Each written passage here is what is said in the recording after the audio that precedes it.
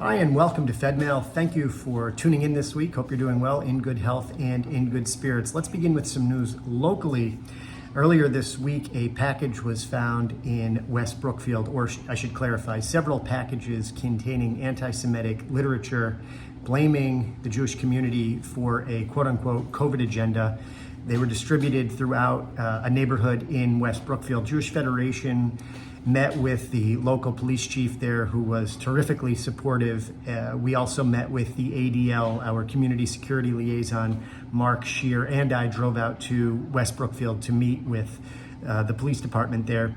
And these sort of incidents are unfortunately on the rise. The recent ADL report indicated that within Massachusetts, there were a number of incidents that put Massachusetts as number 6 out of all the states for anti-Semitic incidents. So it just reinforces the need for us to prioritize security, safety, and to work together within our own community and to build alliances that can be helpful during moments like this. And that's certainly what Federation has done. We've been quite proactive getting out ahead of this several years back.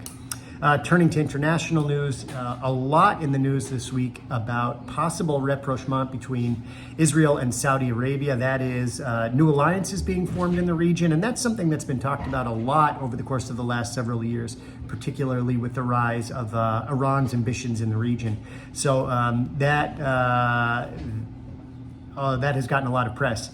And lastly, we've seen a lot talking about the implications of the judicial reform bill in terms of startup nation and direct foreign investment within the country of Israel, how Israel's startup culture and all of these high-tech companies are handling this, not the least of which, how is Israel's military? So we continue to look into the effects, the fallout from the judicial reform package.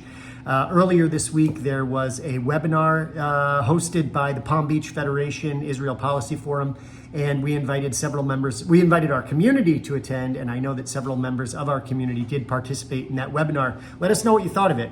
Also, we're very excited to announce or to remind you that Dolev Stav, who was our emissary back in 2019-2020, will be coming back this year as a shaliach. We'll be welcoming him into the community in just a few weeks. He made a great welcome video. He's very excited to be back working with us, and how important it is to have that strong connection to Israel and to put a face on it so that people understand this is what Israel is all about. And Dolev is a fantastic ambassador. Can't wait to have him back.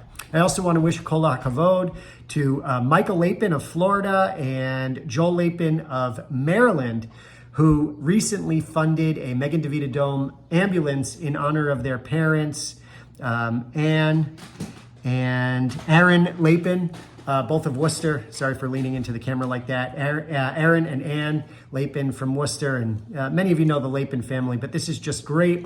And I want to use this as a springboard for our own local effort to purchase an ambulance through Megan DeVita Dome. We've already done a great job raising about half of what's needed, and we're looking forward to asking you to help us raise what's left.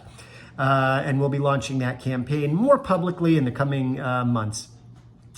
Also, want to remind you that we have a fabulous trip to Israel planned for the fall. Beth Israel, Agudat Achim are both celebrating their 100th anniversary. Jewish Federation is part of the party putting this trip together. Anyone in the community can come, and we encourage you to do so. Also, make sure to mark your calendars for the Tapper Charitable Foundation Righteous Gentile Award being given this year to former Lieutenant Governor Karen Polito, and I think that's pretty cool. We should see a lot of folks turn out for that event.